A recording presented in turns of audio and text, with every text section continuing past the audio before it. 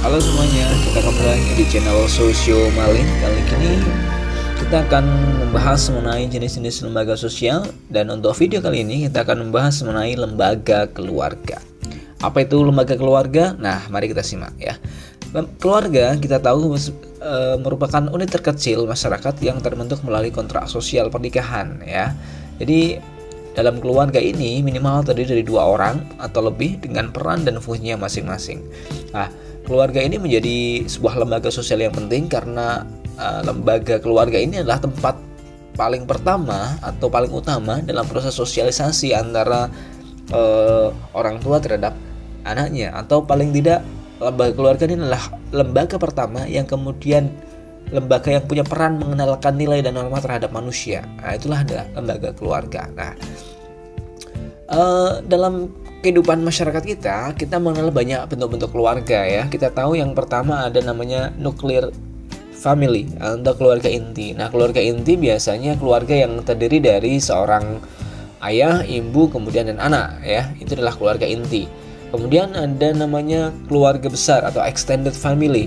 Nah, ini adalah keluarga misalkan dari kakek, nenek, kemudian ada om, tante, kemudian saudara dan lain sebagainya. Itu namanya extended family atau keluarga besar. Kemudian ada lagi bentuk keluarga yang namanya keluarga poligamis ya, atau polygamous, atau yang sering kita kenal sebagai keluarga yang kemudian mempraktekkan poligami gitu ya, seperti itu. Itu adalah bentuk-bentuk keluarga yang ada di dalam sistem sosial masyarakat kita ya.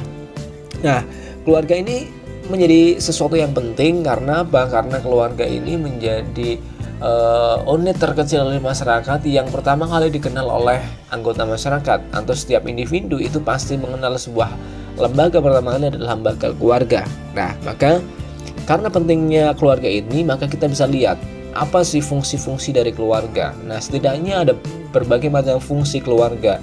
Yang pertama adalah fungsi agama atau fungsi religius ya, bahwa keluarga itu menjadi tempat pertama kali ditanamkannya nilai-nilai agama. Kita sering melihat bahwa agama seseorang itu dipengaruhi oleh siapa ya? Dipengaruhi oleh orang tuanya, sehingga penanaman nilai-nilai agama pertama ya di dalam lingkungan keluarga.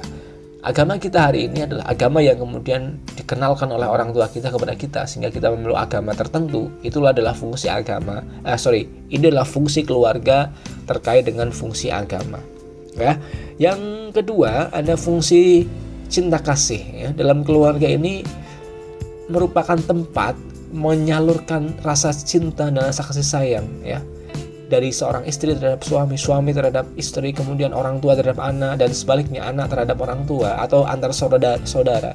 Ini adalah tempat di mana cinta dan kasih sayang itu kemudian ditumbuhkan, disalurkan, kemudian direfleksikan dalam kehidupan keluarga. Itu adalah fungsi cinta kasih. Selain itu, keluarga juga punya fungsi reproduksi ya. Fungsi reproduksi apa? Ya, artinya keluarga itu menjadi tempat pendidikan seksual sekaligus kemudian menjadi tempat untuk melestarikan keturunan ya, untuk memperoleh keturunan. Itu adalah keluarga, dan keluarga ini menjadi tempat yang dianggap legal dan secara nilai etika, norma yang kemudian dibolehkan untuk melaksanakan aktivitas seksual ya antara suami dan istri seperti itu. Kemudian fungsi keluarga yang berikutnya adalah fungsi ekonomi ya. Jadi keluarga ini menjadi tempat untuk memenuhi kebutuhan anggota keluarganya. Jadi seorang anak kemudian kebutuhannya bisa tercukupi di dalam lingkungan keluarganya karena dipenuhi oleh orang tuanya dan lain sebagainya. Itulah fungsi ekonomi dari keluarga. Kemudian fungsi yang berikutnya ada fungsi sosial budaya. Nah, fungsi sosial budaya itu apa? Bahwa keluarga itu punya fungsi untuk menanamkan pola tingkah laku, terutama hubungan dengan orang lain. Nah, fungsi sosial budaya ini bisa dikatakan sebagai fungsi sosialisasi. Artinya keluarga itu menjadi tempat pertama kali diajarkan bagaimana sih berinteraksi dengan orang, bagaimana bertingkah laku terhadap orang lain. Nah, seperti itu. Itulah fungsi sosialisasi atau fungsi sosial budaya. Kemudian fungsi keluarga yang berikutnya adalah fungsi proteksi atau fungsi perlindungan. Nah, keluarga ini menjadi tempat untuk melindungi anggota-anggota keluarganya. Jadi ketika ada masalah, seorang anggota keluarga itu meminta bantuannya atau meminta perlindungan terhadap siapa? Ya, terhadap keluarganya. Nah, seperti itu. Dan fungsi keluarga berikutnya ada fungsi pendidikan. Nah, keluarga ini menjadi tempat pertama kali anak belajar tentang nilai-nilai kehidupan, dididik oleh keluarga, diedukasi oleh orang tua, dan lain sebagainya.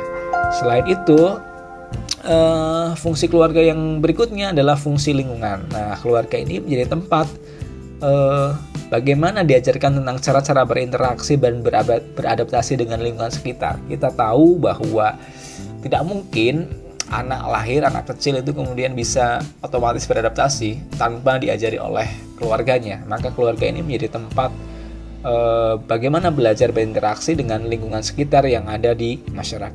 Nah, demikianlah fungsi-fungsi dari lembaga keluarga. Mudah-mudahan teman-teman bisa memahami apa itu lembaga keluarga dan fungsi-fungsinya. Kita ketemu di video-video selanjutnya. Terima kasih.